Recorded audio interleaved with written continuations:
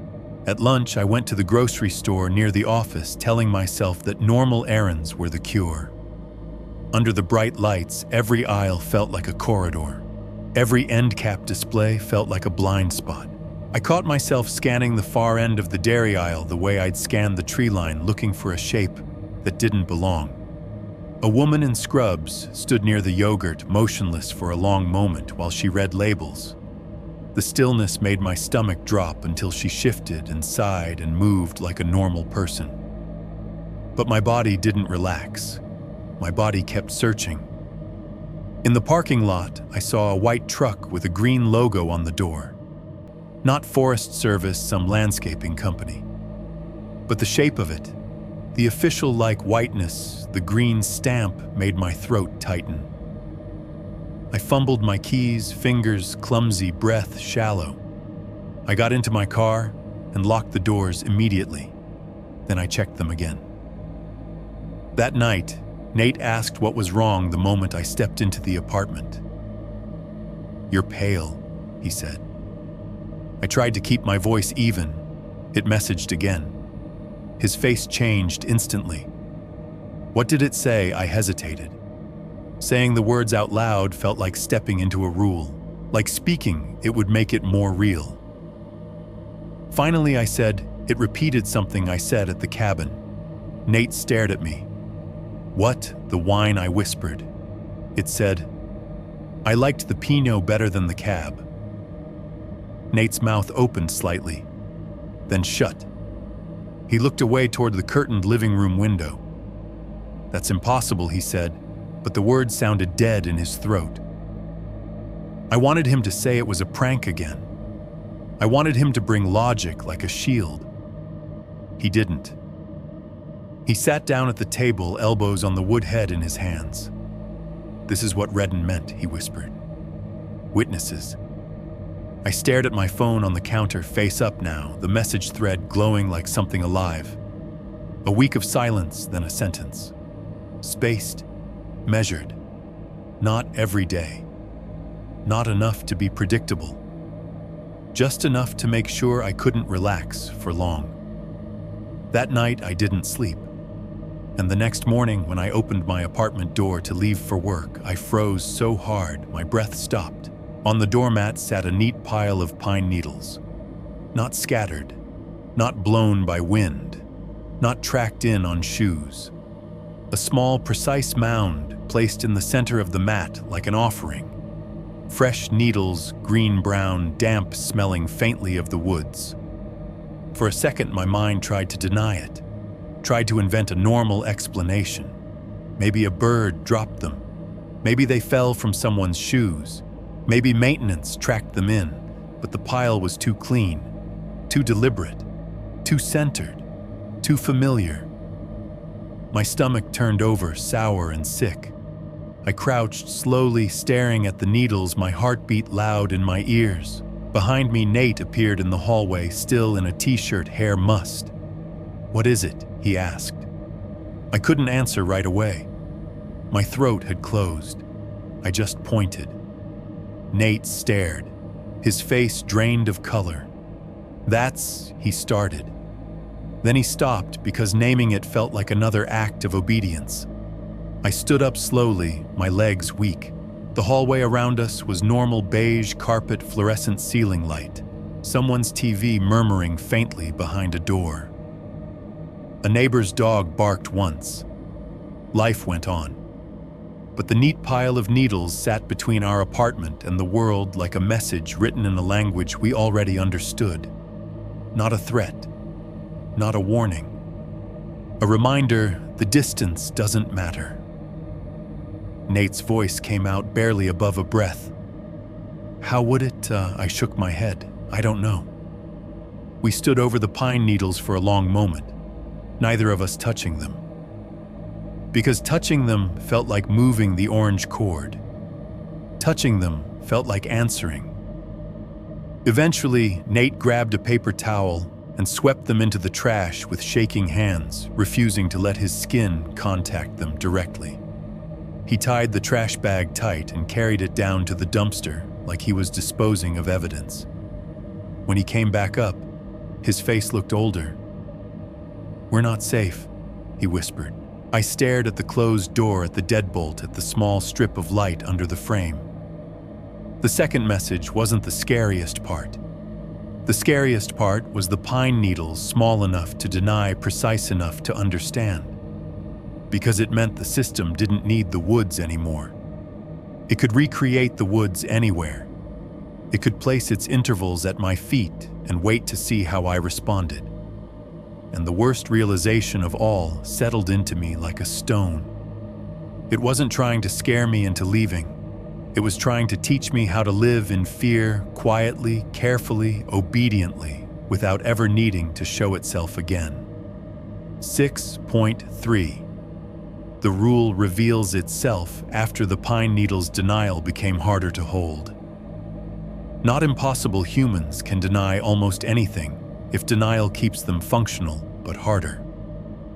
The pile had been too precise, too familiar. It had carried the smell of damp forest into the stale hallway of my apartment building like a signature. Nate threw the trash bag into the dumpster himself, like he didn't trust me to do it without touching the needles by accident. When he came back, he washed his hands twice and scrubbed under his fingernails as if sap might be hiding there.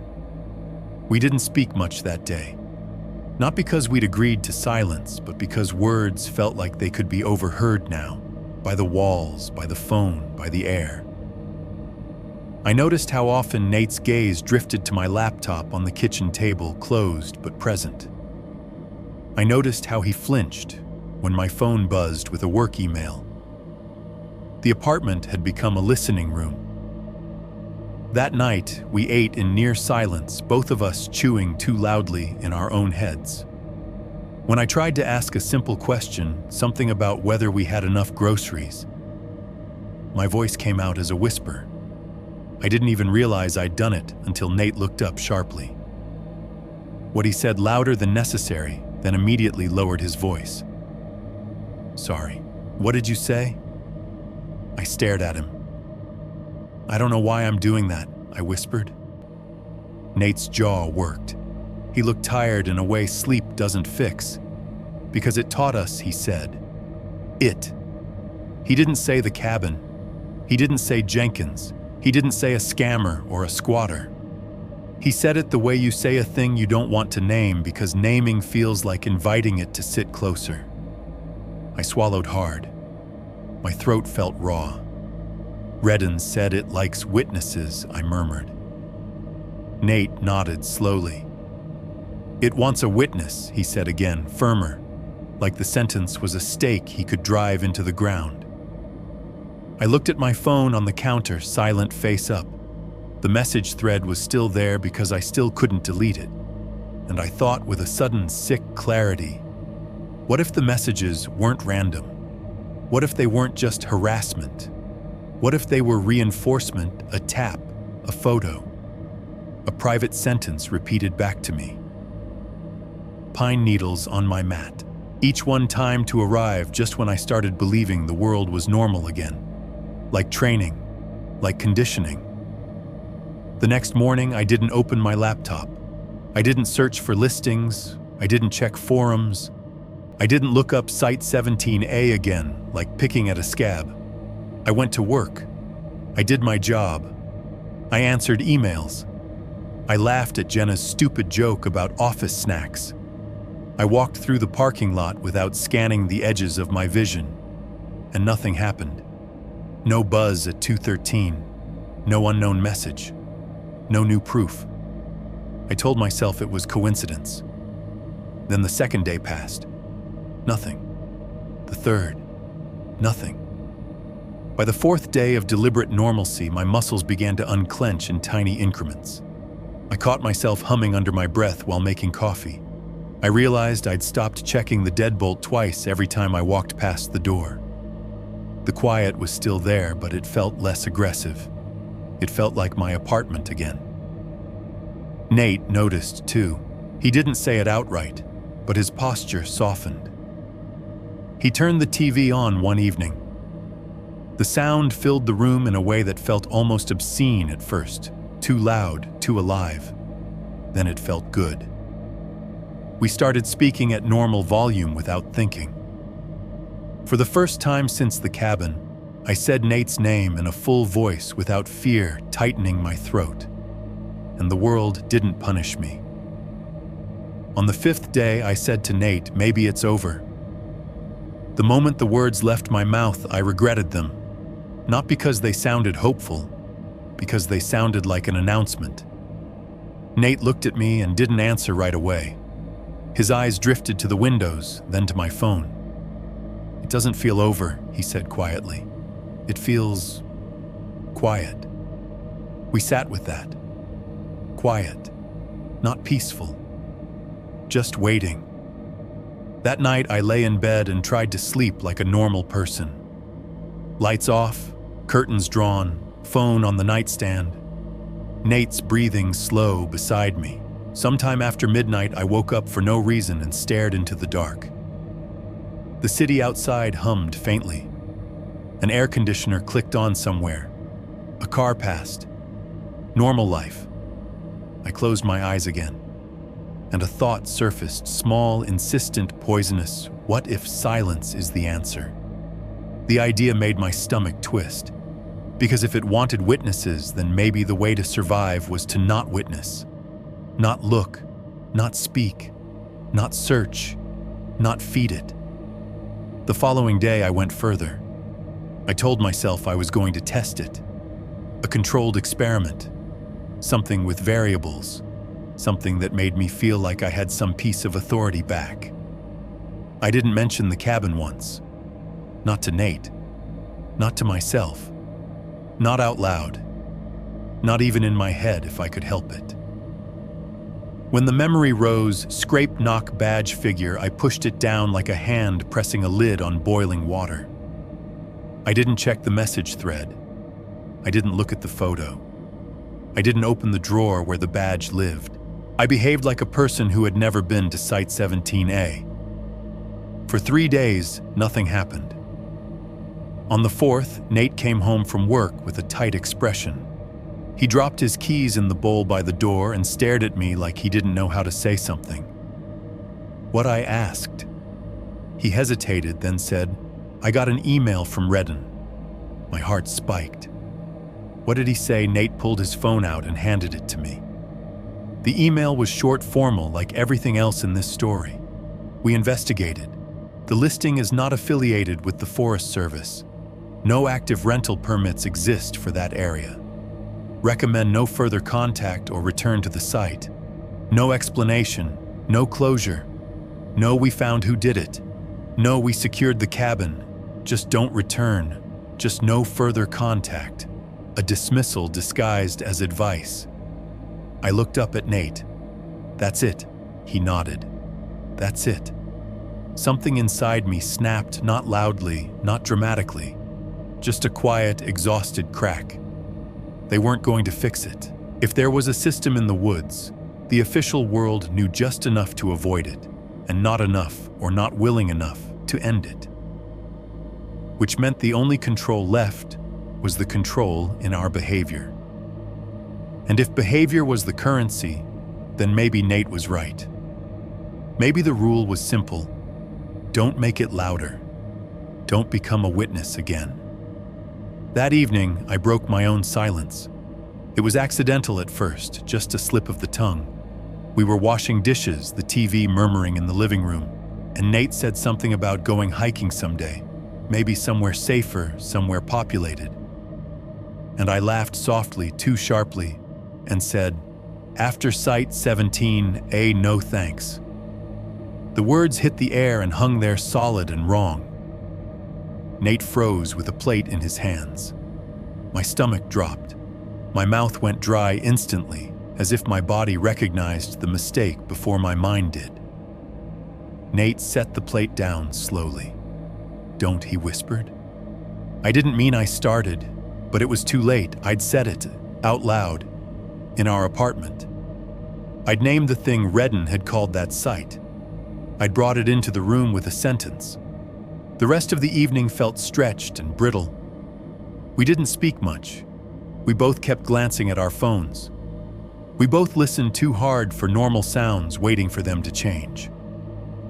I went to bed with my stomach knotted, half convinced, I just triggered something the way you trigger a motion sensor. At 2:13 a.m., my phone buzzed.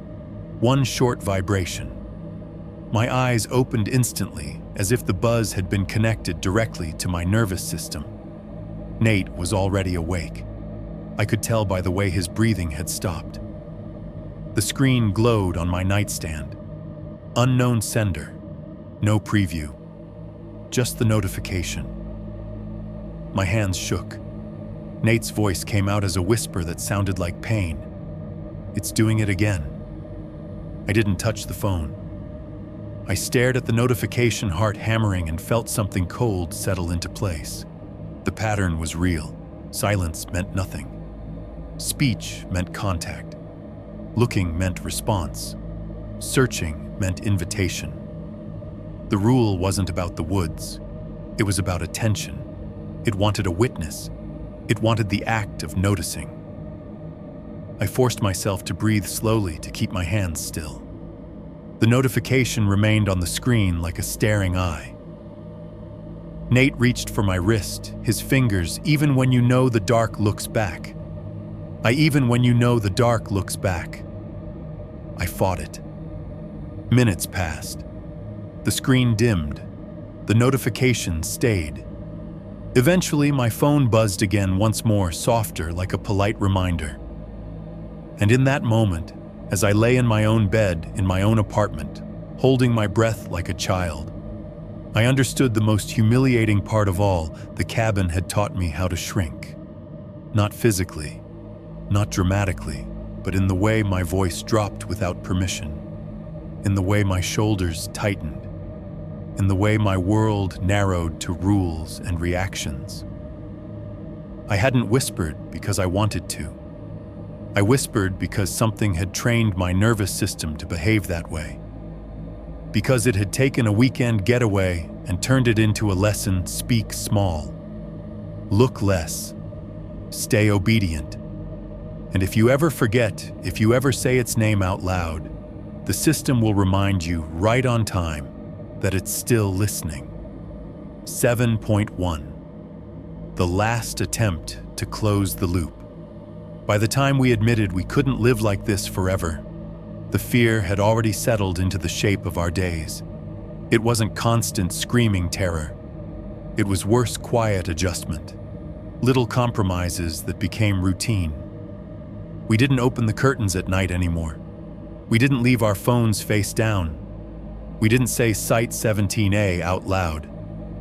We spoke around it the way people speak around a death in the family, careful not to step on the grief. And the worst part was how quickly careful became normal. 2 weeks after the second contact, Nate came home from work and dropped his keys in the bowl by the door with a force that made the ceramic clink sharply. He stood there breathing hard, staring at the hallway as if he'd walked into the wrong apartment. "I can't do this," he said. My stomach tightened.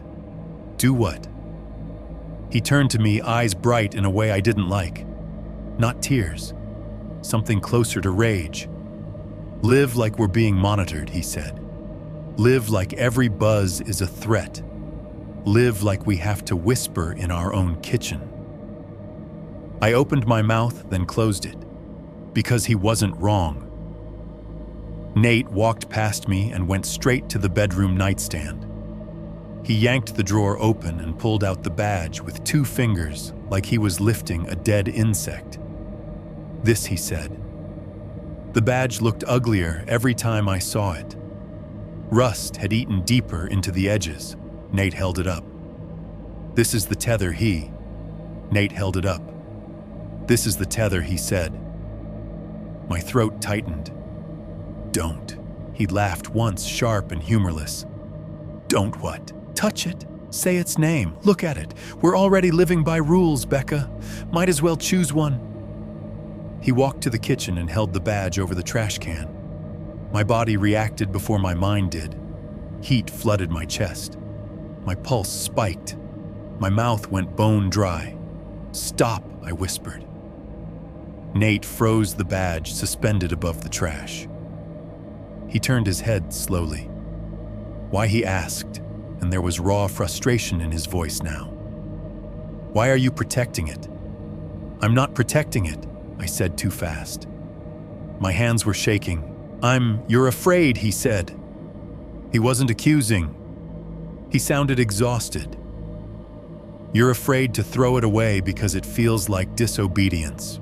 The word disobedience made my skin prickle because it was true. I swallowed hard.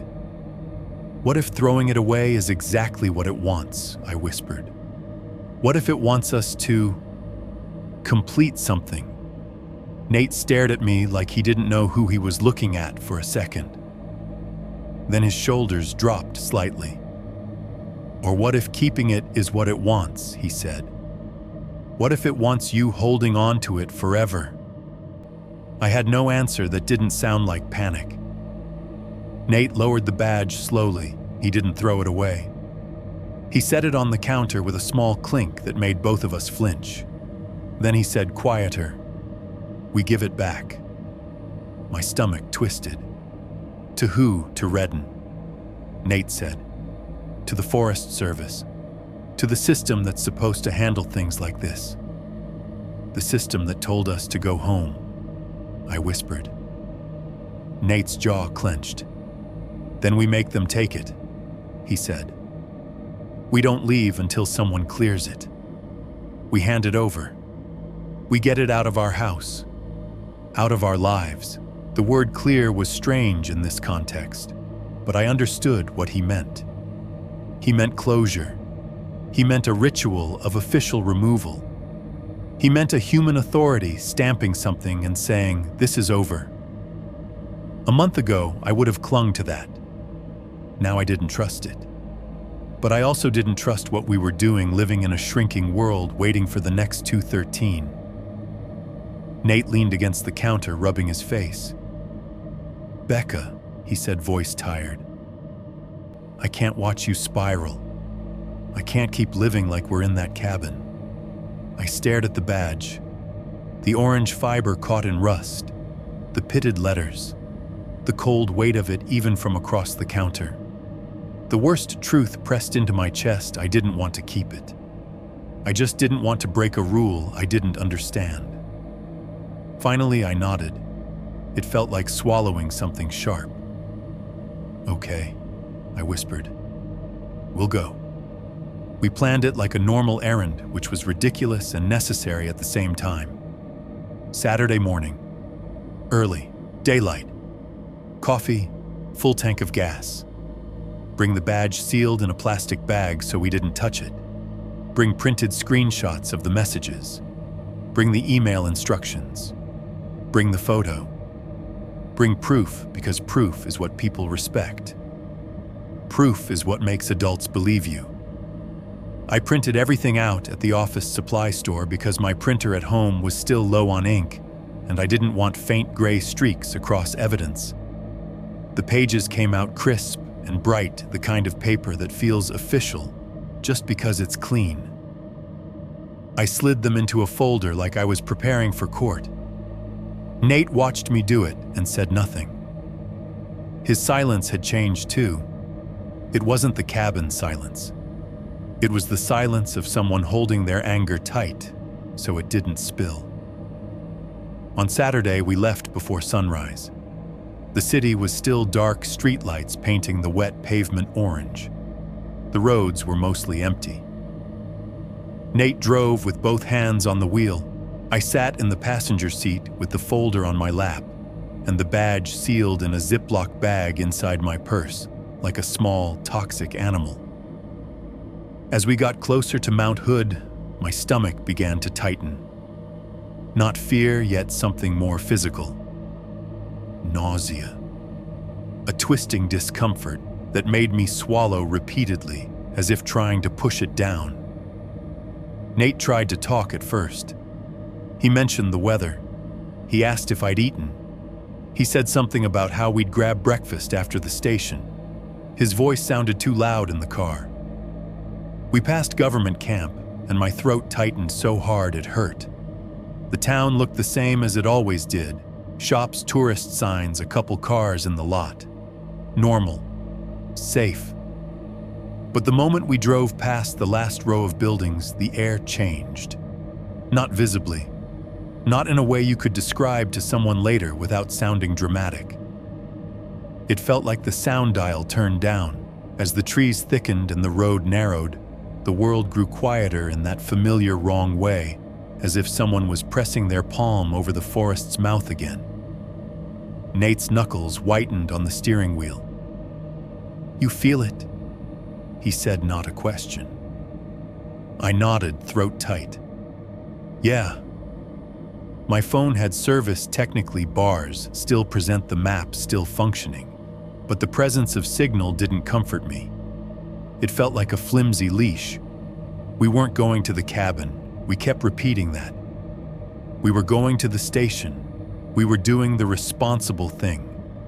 Still, when we reached the turnoff where we'd seen the faded wooden sign, Nate slowed automatically. The sign was there, half swallowed by Fern's paint worn away. My stomach lurched. Nate's foot hovered over the brake. "We're not turning," I whispered quickly, as if the trees could hear us. "We're not going there." Nate swallowed. "I know." He kept driving. For a few miles, the road felt normal again, paved, maintained with other cars passing occasionally. But the farther we went, the more my body betrayed me. My nausea grew worse. My hands went cold. Sweat gathered along my spine, even though the car heater wasn't high. I realized something with a sick jolt. My body remembered the route. It didn't care what my plan was. It didn't care that we were just going to the station. It associated this landscape with the system, and it was refusing. Nate glanced at me. "You okay?" "No," I admitted, voice small. "I feel wrong." He nodded, jaw clenched. "Me too. The station should have been ahead. Zigzagged the building, the flag, the lot. But as we drove, the signs didn't match what I remembered. A turnoff that should have been there wasn't. A small roadside marker I remembered seeing on the drive back wasn't present. The mile numbers felt wrong. Not dramatically wrong, just subtly off, like someone had rearranged the furniture in a room. Nate frowned. "This isn't," he started, then stopped. "What?" I whispered. He pointed ahead. "That sign wasn't here last time." A small wooden sign stood near the road's edge. Nothing official. Just rough wood with letters burned into it, uneven and dark. I couldn't read it at first, because we were moving. Then the letters sharpened as we passed. No service beyond this point. My stomach dropped. That wasn't true. We still had bars. We still had maps. Yet the sign existed anyway, asserting a rule like a command. Nate's eyes flicked to his phone on the dash mount. The GPS arrow still moved, still alive. But the air felt muted again, compressed, the silence switch. I felt it settle in my ears like pressure. Nate slowed, scanning for familiar landmarks. His breathing grew shallow. "This is stupid," he muttered. "This is..." He stopped speaking abruptly, as if words had become too risky. We drove another minute. Then Nate turned down a road instinctively, one he believed led toward Zigzag. The pavement narrowed, trees thickened, the canopy lowered. And just like that, it felt like we'd stepped off the map. My stomach rolled hard. I pressed a hand to my mouth. Nate glanced at me, alarmed. "Becca, I'm going to throw up," I whispered. He pulled onto the shoulder. Gravel crunched softly, too softly. Even the sound of stopping felt dampened. I shoved the door open and stumbled out, the cold air hitting my face. I bent over the roadside and vomited into the wet grass, my body heaving violently, as if trying to expel something deeper than breakfast. When I finished, I knelt there, shaking, palms pressed to the ground. The forest around us was quiet, not peaceful quiet. That same attentive quiet. Nate stood beside me, one hand hovering near my back, but not touching, as if he was afraid contact would connect us to something. "You okay?" he whispered. I wiped my mouth with the back of my hand, breath ragged. "No," I said. "My body is refusing." Nate stared into the trees, eyes narrowed. "It feels wrong," he said again, and the repetition sounded like a prayer. I looked up at him, and a realization hit me with cold certainty. This wasn't just fear. This was conditioning. The closer we got, whether to the cabin, the site, the station, the official solution, the more the system pressed back. It wasn't just haunting.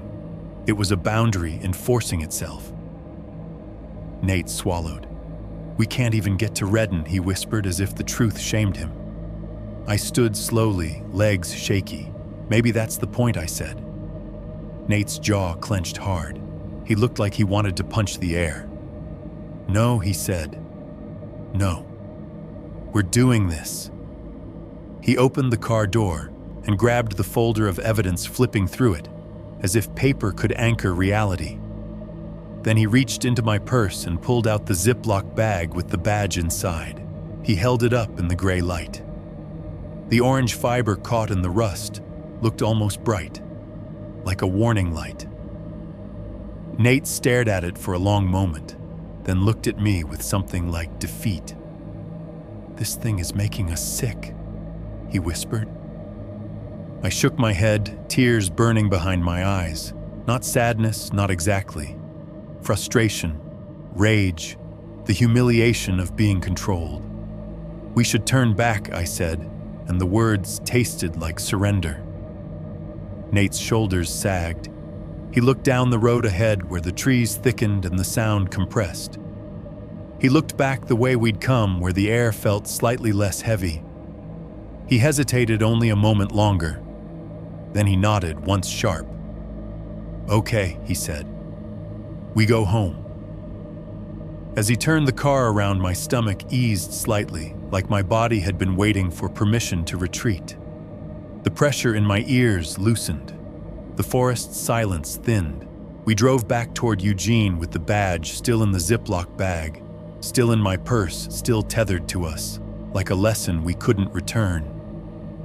And somewhere between government camp and the first place, my phone regained a comfortable, normal signal. The cold truth settled in.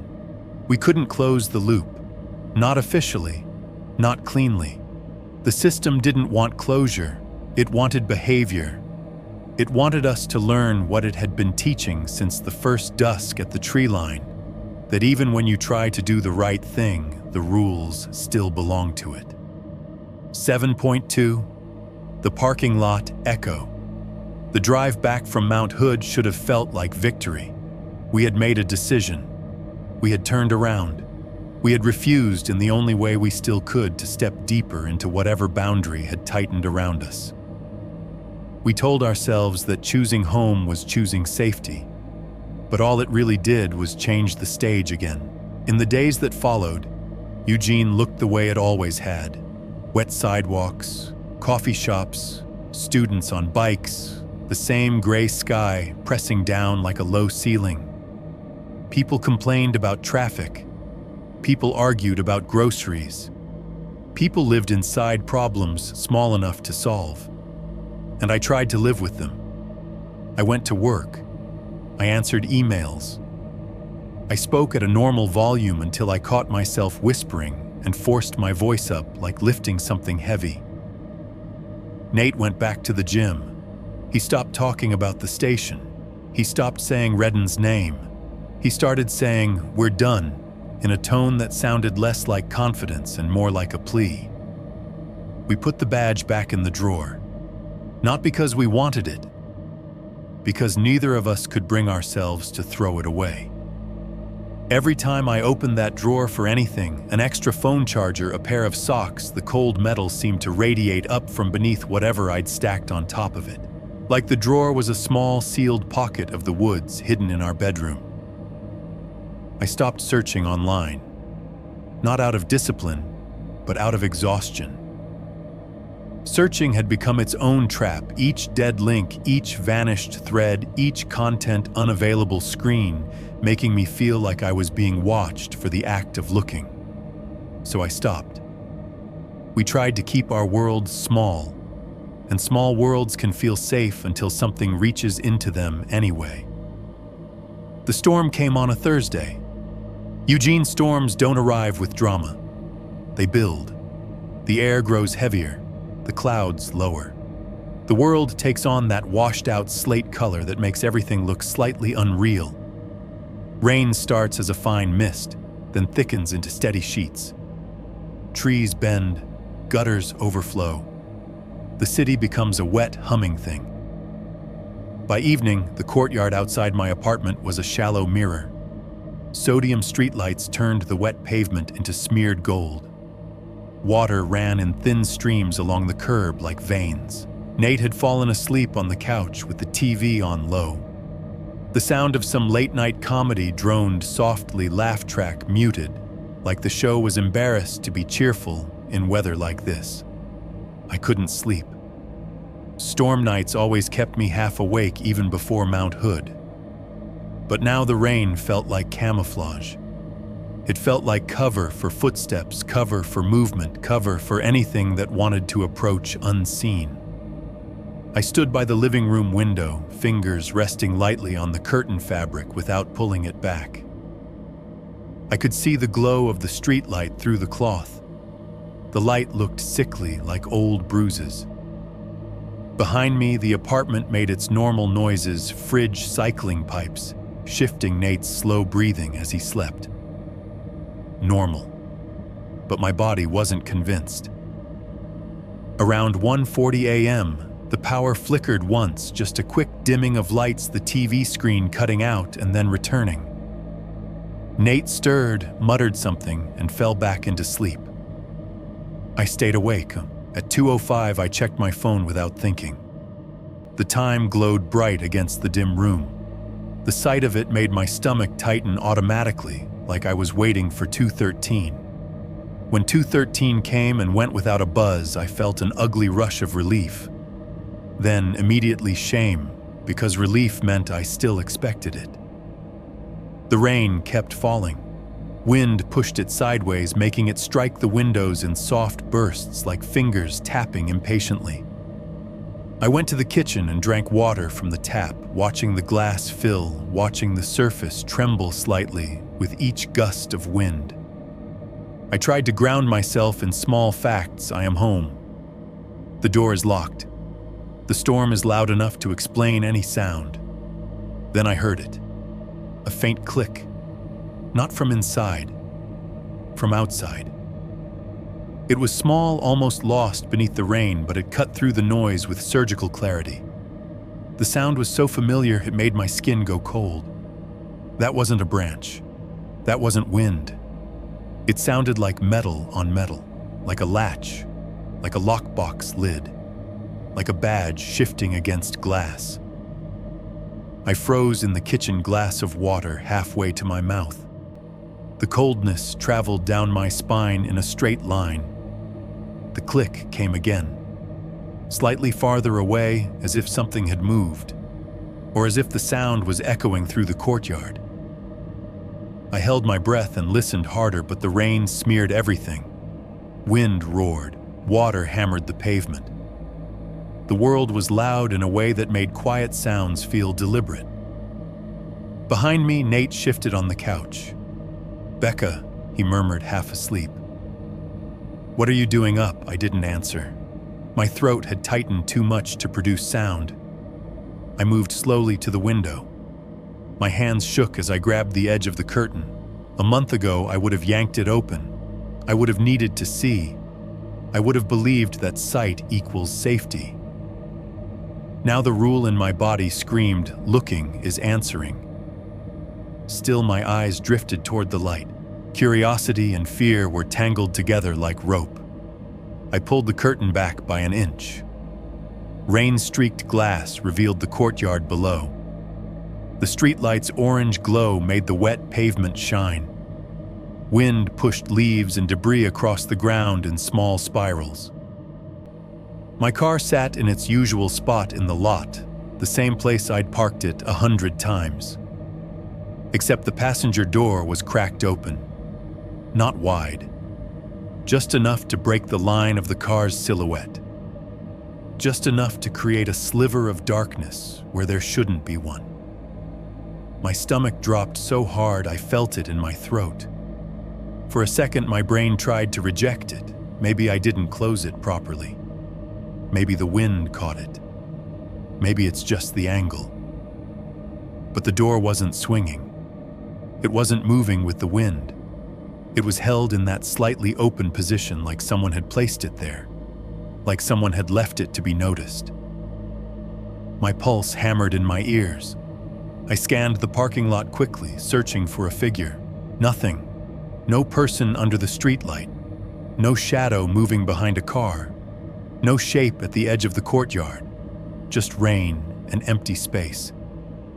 The absence was its own threat. It meant whatever had opened that door didn't need to stand there and watch my reaction. It could act and then vanish. It could leave evidence and let me do the rest. My gaze dropped to the pavement beneath the open door. 2 muddy footprints marked the wet concrete. Dark, distinct impressions, fresh enough that the edges hadn't been washed away by the rain yet.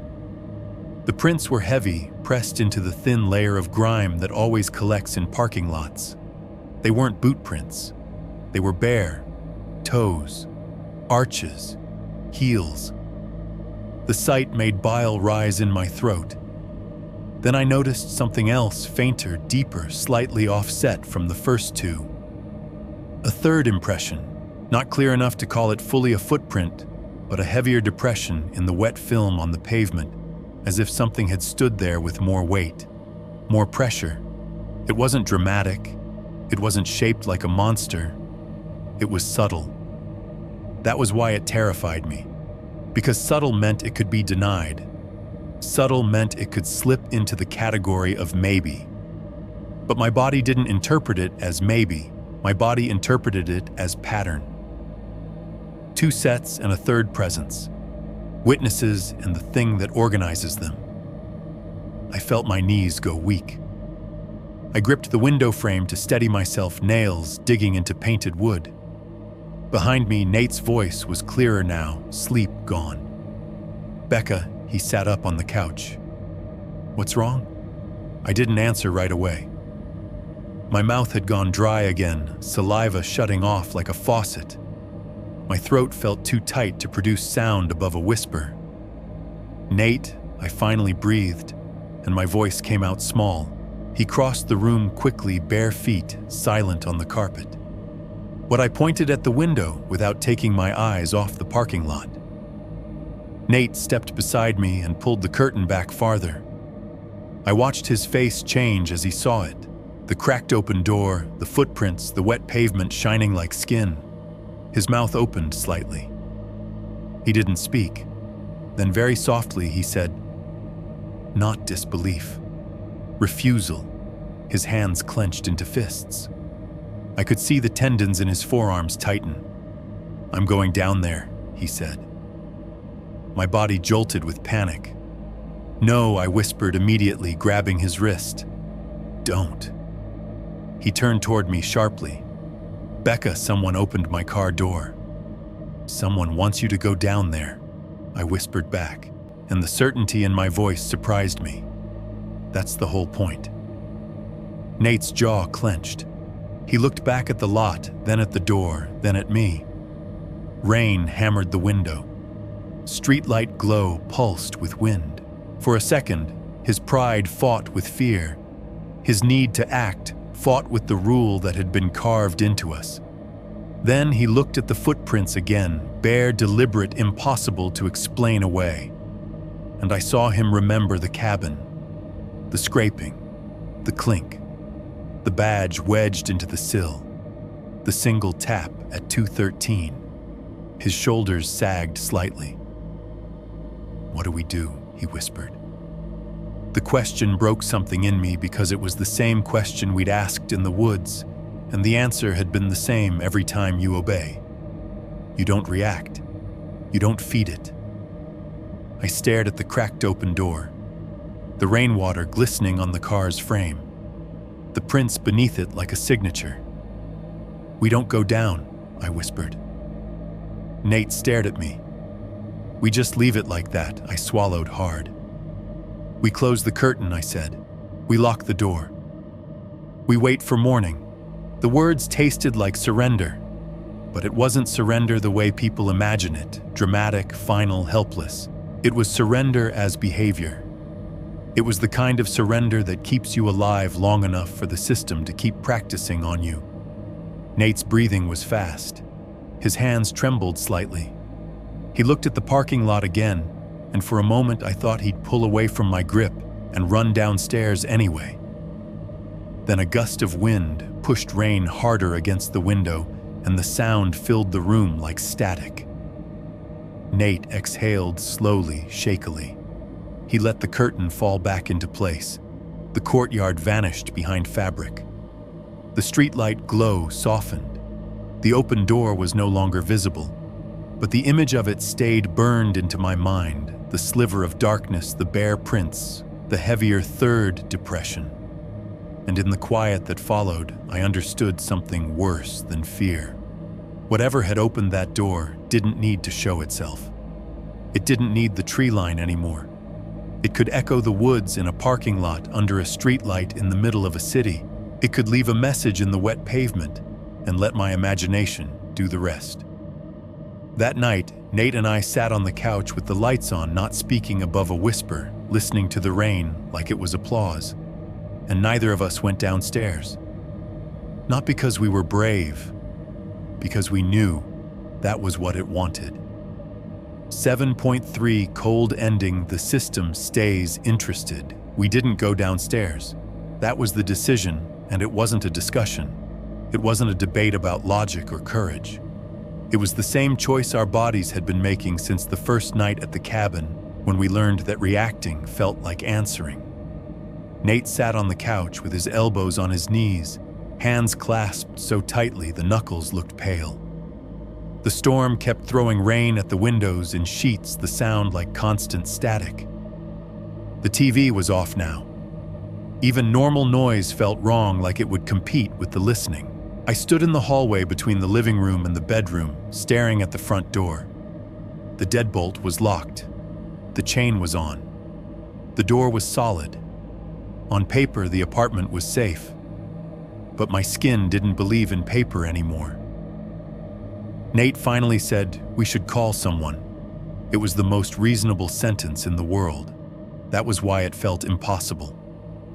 Call who? The police, to report that a car door was cracked open, to report muddy, bare footprints. They'd tell us it was kids, a drunk, a neighbor. They'd ask why we didn't just go close the door. They'd say we were overreacting. And if we told the whole story, the cabin, the badge, the messages 213, then we'd become the kind of people who get a sympathetic smile and a quiet note in someone's file. Nate stood. He started toward the kitchen counter where his phone lay. My voice came out without me choosing it, soft, thin, already trained. Don't. Nate stopped mid-step. He looked at me with something in his eyes that hurt.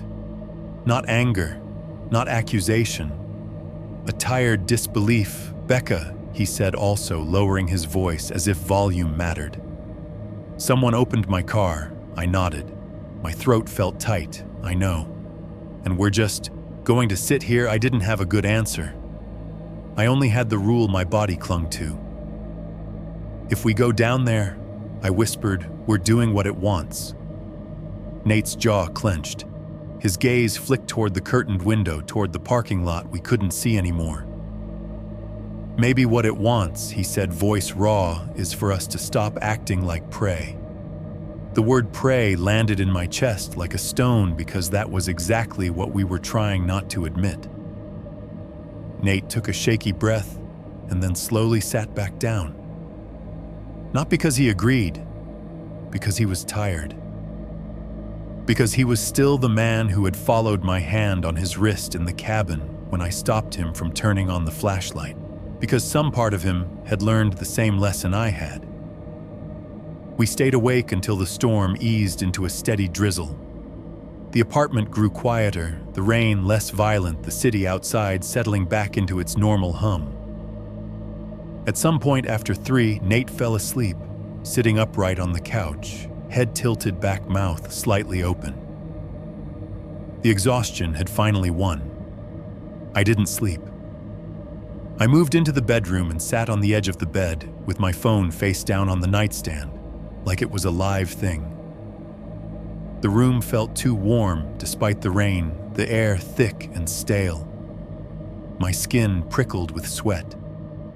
I stared at the dark rectangle of my phone and refused to touch it. Checking felt like feeding it. I had learned that too.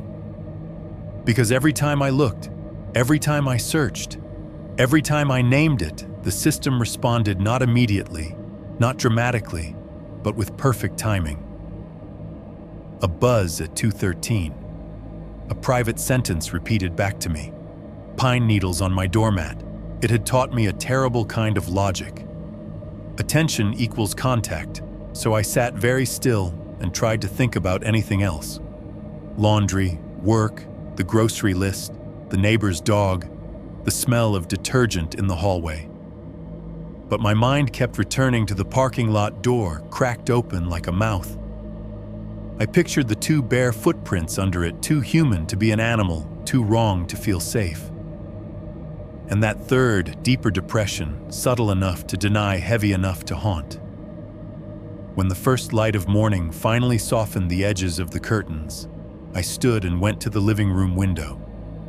My hand hovered over the curtain. I stopped. Looking was answering. I stepped back. I went to the front door instead and pressed my ear to it, listening for movement in the hallway. Nothing but distant pipes and muffled footsteps from somewhere else in the building.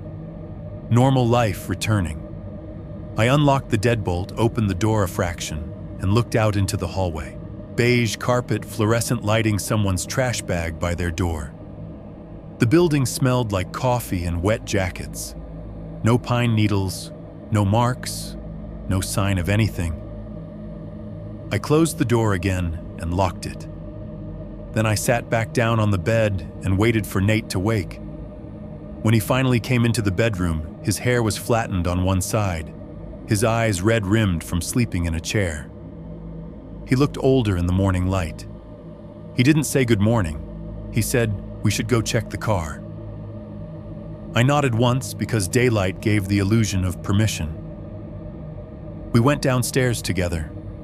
The courtyard was damp and gray puddles still trembling from leftover drizzle. The sodium streetlights were off now, and the parking lot looked smaller and uglier in honest daylight, oil stains, cigarette butts, damp leaves stuck to asphalt. My car sat where it always did.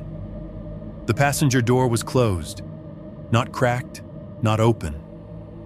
Closed like it had never been touched. Nate stopped walking. I stopped too. For a moment, my brain tried to offer relief.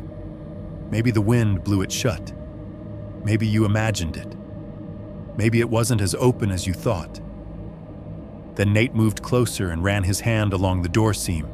It was dry, not a single smear of mud on the handle. No streaks, no fingerprints. He crouched and stared at the pavement beneath the passenger side. The rain had washed everything clean. If there had been footprints, they were gone. If there had been a third, deeper impression, it was gone too. The parking lot looked like a blank page. Nate stood slowly, eyes narrowed. "This is insane," he murmured. I didn't answer. I was staring at the car window, at my own reflection, faintly visible in the glass. For a second, the angle made it look like someone else was standing behind me, just a shadow shape, just a trick of light. I turned quickly. Nothing.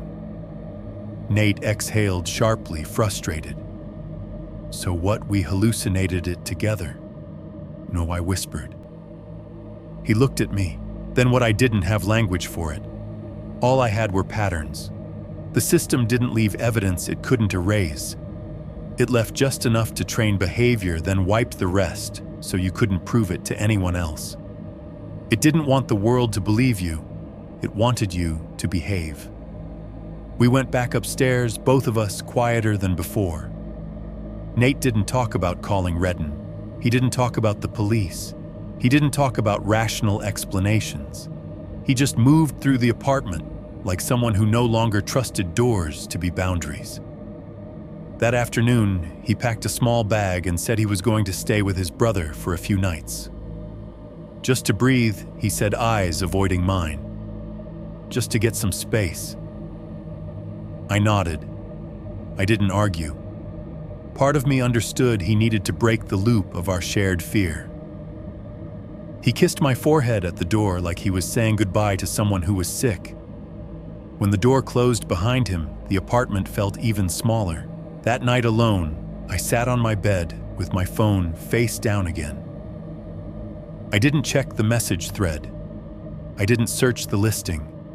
I didn't open the drawer. I just sat and listened to the building settle around me, to the neighbor's TV muffled through walls, to the distant traffic and the occasional siren. Normal city noise that should have sounded safe. It didn't. At 2:13 a.m., my phone buzzed once. I didn't pick it up. I didn't flip it over. I didn't look. My heart pounded hard enough to make my ribs ache. Sweat gathered at the back of my neck. My hands curled into fists against my thighs. The buzz didn't repeat. The silence after it felt deliberate. I sat there breathing shallowly, waiting for my body to stop shaking. When I lifted my hand to wipe sweat from my palm, something thin caught against my fingertip. A strand. I held my breath and looked down. A faint orange fiber clung to my skin. So small it could have been nothing. So bright it made my stomach drop. I stared at it until my eyes blurred. Then very carefully, I rubbed it between my fingers. It was real. I didn't know how it had gotten there. I hadn't opened the drawer. I hadn't touched the badge. I hadn't been anywhere near the woods. But the fiber was on my hand like a reminder, a receipt. And in that moment, the final realization settled into me with a cold, quiet certainty. The rule had never been about safety. It had been about behavior, about what you do when you're afraid, about what you refuse to do, about how small you make yourself. I reached for my phone, not to flip it over, not to read the new message, just to feel its weight, to confirm it was still there. I didn't delete the file. Not because I wanted proof, because I knew it liked when I obeyed.